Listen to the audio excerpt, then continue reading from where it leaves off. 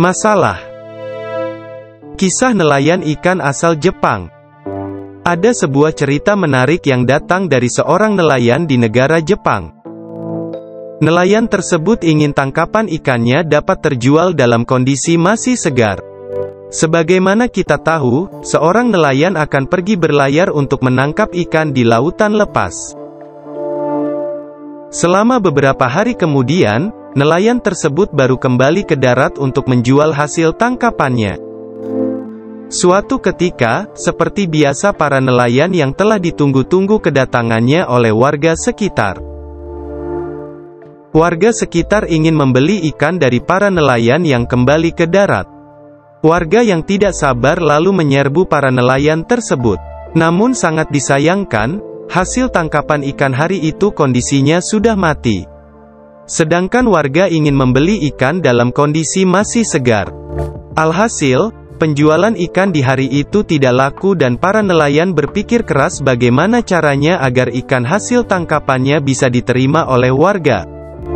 Kemudian mereka mendapat ide, yaitu dengan memasukkan ikan-ikan mati tersebut ke dalam freezer. Dengan penuh harapan, para nelayan kembali ke darat dan menawarkan ikan yang di dalam freezer tersebut. Tapi warga kembali enggan membeli ikan tersebut dengan alasan ikan sudah mati. Meskipun ikan tersebut sudah dimasukkan ke dalam freezer, tetapi kondisinya tidak sesegar ketika ikan itu masih hidup. Kemudian para nelayan pun mencari cara kembali agar warga mau membeli ikan hasil tangkapan mereka dalam kondisi masih hidup. Didapatkanlah sebuah ide, yaitu memasukkan ikan-ikan ke dalam sebuah tong kecil yang diisi air. Dengan harapan ikan-ikan akan tetap hidup setelah kembalinya ke darat. Kembali dengan rasa semangat para nelayan berteriak lantang kepada warga. "Hai warga, kali ini aku telah berhasil membawa ikan dalam kondisi masih hidup, apa kalian masih tidak ingin membelinya?" Tapi apa yang terjadi? Warga kembali menolak ikan yang masih hidup tersebut dengan alasan, "Mana mungkin aku percaya bahwa ikan ini masih segar? Sedangkan kondisi ikan sudah lemas dan tak bergerak lincah." Akhirnya dengan penuh kekecewaan, para nelayan kembali melaut sambil terus memikirkan strategi bagaimana cara ikan bisa hidup, tapi masih dalam kondisi segar.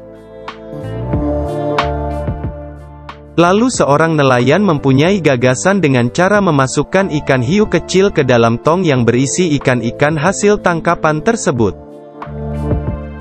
Apa yang terjadi kali ini?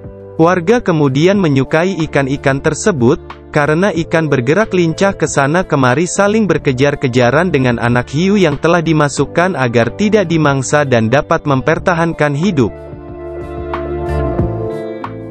Kesimpulan. Terkadang dalam kehidupan pun kita memerlukan ikan hiu kecil, untuk membuat kita terus bergerak karena diam adalah mati. Apa yang membuat kita diam? Ketika kita tidak mempunyai masalah dan berada pada zona nyaman, yang membuat diri kita terlena dengan segala kenyamanan. Bukan berarti kita harus mencari masalah dalam hidup, namun kita menjadi cenderung lebih lengah dalam situasi nyaman tersebut. Saking nyamannya, sampai-sampai kita seolah seperti mati secara perlahan. Lalu apa yang membuat kita hidup terus bergerak dan berkembang seperti layaknya ikan dalam kisah tadi? Jawabannya adalah masalah.